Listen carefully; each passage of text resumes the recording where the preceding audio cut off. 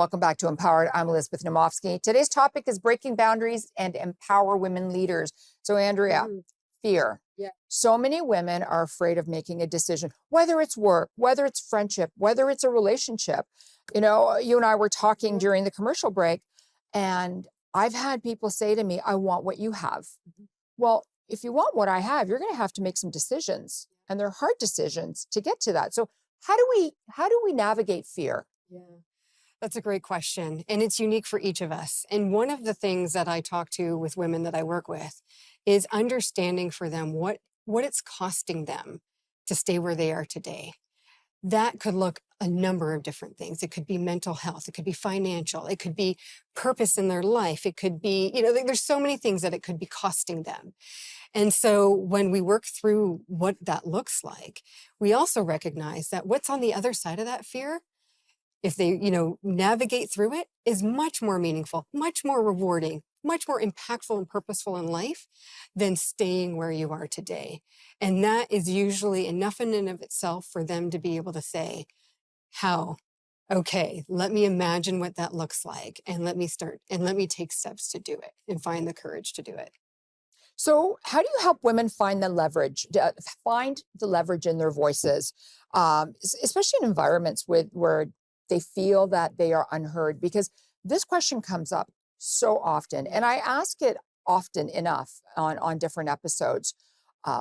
Women are afraid that they're not being heard, and they're afraid that they don't have a voice. Yes. And so what I encourage and invite the women I work with to do is to start off in smaller forums where they know that those in attendance in the audience or whatever environment they're in have their back.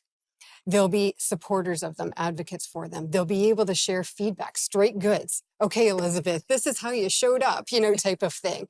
And to be able to do it in a safe way that builds the courage and commitment and conviction to be able to do it in broader audiences, depending on what they're trying to navigate. The other thing that I've done at times is videoing. And so that's uncomfortable for individuals, right? Being video. A lot of people. And there is some resistance to that. But the women that have done it and the clients I've worked with that have done it have incredible aha moments. They didn't realize they were showing up this way. They didn't realize they sounded like that.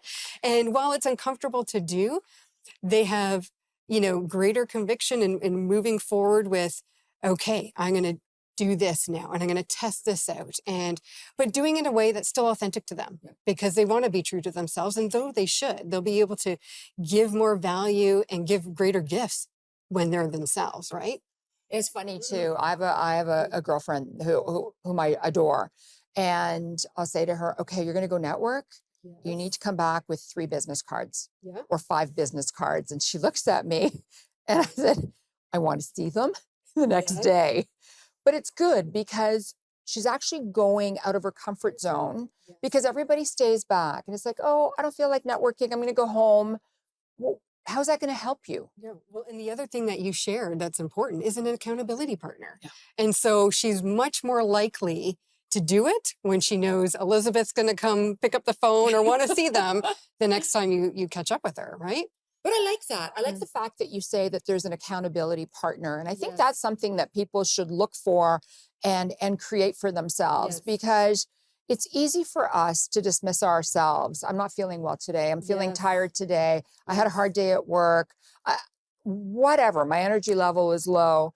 But if you have that accountability partner, they will help you get to that next level. Absolutely. Well, they're going to be your biggest advocate, supporter.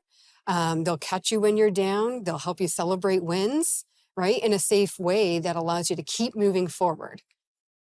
So when you're working with women, I want to talk about external barriers and challenges, because it makes it difficult for women to rise. I mean, we just had this discussion as well. What are the external barriers that we have to look out for? One of them in particular is lack of women's networks and forums. And right now that's changing. And so we're seeing more of them, which is wonderful. We need to keep doing that. But you don't necessarily see women spending time building community. You don't see them necessarily leveraging networks, they're busy kind of taking care of their personal and their business. The other aspect is just in organizations, how they attract talent, how they hire talent, and how they promote talent. Think about some of the bias that comes into those opportunities. I have sat in meetings where we've had to kind of kibosh some of that bias. Hold that thought. Yeah. When we come back, we're going to talk about bias.